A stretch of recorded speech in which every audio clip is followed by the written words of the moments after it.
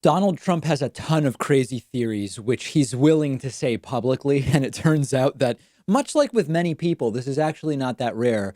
There's an entire other, even crazier narrative of what he's willing to say privately and share with his inner circle. And there's a New York Magazine piece that exposes a lot of this stuff, and we're linking to that piece. So earlier this week, we learned from what was, I believe, a Vanity Fair piece that Donald Trump is concerned that journalists traveling on Air Force One might sort of weaponize the virus and deliberately infect him with it. That's already pretty wacky. And Donald Trump, now we have learned privately, is raging about all sorts of completely absurd notions. For example, Trump privately is furious that he's not getting credit for stopping travel from China. Now, of course, he did it way too late. Only partially. We found countless flights still landing in the United States from China after Trump said he had cut it off. Trump privately is raging at the media for even covering what is now a pandemic per the WHO, and is convinced that the media simply is out to get Trump. No, dude, you're bungling everything. You're doing everything wrong. Even the things you're doing, you're lying about. Trump believes, per the New York magazine piece, either because he decided or people convinced him, Trump believes he is personally way healthier than both Bernie Sanders and Joseph R. Biden Jr., and that therefore he's less at risk of the virus, or if he were to catch the virus.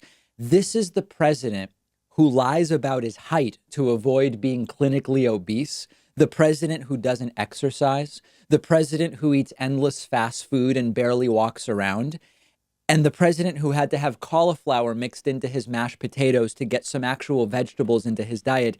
He thinks he's healthier than Joe Biden and Bernie Sanders. Now, if you watched his address to the nation on Wednesday evening, you probably noticed that his right eye, as I mentioned, was almost completely swollen shut. You might have noticed that he was with experiencing labored breathing. He didn't look well. But in any case, he thinks he's going to be fine, but Bernie Sanders and Joe Biden won't if they catch the disease. Very, very weird. Donald Trump believes that the virus isn't really that big of a threat because his friends don't yet have it, and his friends don't yet know people who have it. Trump believes that without any intervention, the virus situation may indeed solve itself, which is, of course, not how pandemics work. Pandemics require interventions. And Donald Trump's entire public spectacle may seem to be merely from political pressure, not because Donald Trump actually believes that it is necessary. This is why these things spread so quickly. Before we understood germ theory and the like, people didn't realize that our actions are what determine what happens, that you have to look at, is water spreading a disease? Is it contact? Is it airborne? Is it aerosolized? Is it via bodily fluids? Understanding this stuff, washing hands. When the world of medicine understood, when you wash your hands between patients at the hospital, you're much better off, obviously. It's not clear what of any of this stuff Donald Trump believes.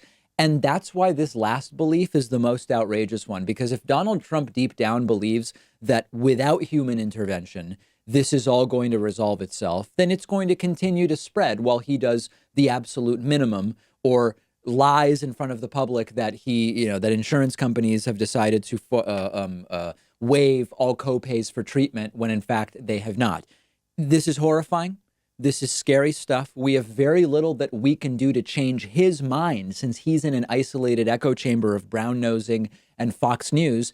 And it seems as though, if the New York Magazine piece is to be believed, it seems as though even the things he is doing out of political pressure and political posturing, and because the stock market is imploding, not because he actually believes that it's necessary. His ignorance has a body count associated with it. And sometimes when we say a body count, we mean a political body count, people who have lost their positions. They weren't reelected because of something that Donald Trump did, which had a trickle-down effect. No. We're talking about an actual body count here. And in the meantime, again, let's start testing. I know Trump believes if the number of cases explodes, which it would if we start testing because a ton of people already have it, if that were to happen, Trump thinks it would be terrible for him. And maybe it would in some sense. But the important thing is that would show that this is less deadly. And it would also really encourage people who might be asymptomatic to self-quarantine and to stay home, people who otherwise would never be tested. We've got to start testing large numbers of people. This is not going to get any better for as long as this buffoon is in charge, unless people can take control for themselves. And so far, it doesn't seem that the Trump administration is allowing anybody to do that. Let me know, once again, what are you doing? Are you modifying your behavior because of the virus? Are you changing your day-to-day? Let me know on Twitter. I'm on Twitter @DPakman. Make sure that you are following me there. We have a very, very big program for you today. I am going to be hearing from people in the audience about what's going on with the primary. We are still in the middle of a primary, despite the fact that we are also in the middle of dealing with a pandemic crisis, and much more coming up today. What if you could read 10 books in just one sitting? That's exactly what one of my favorite apps lets you do. It's called Blinkist, and what they do is take thousands of popular nonfiction books. They condense them down into text or audio that you can consume in 15 minutes. Blinkist makes sure that you're getting all of the important core insights from each book.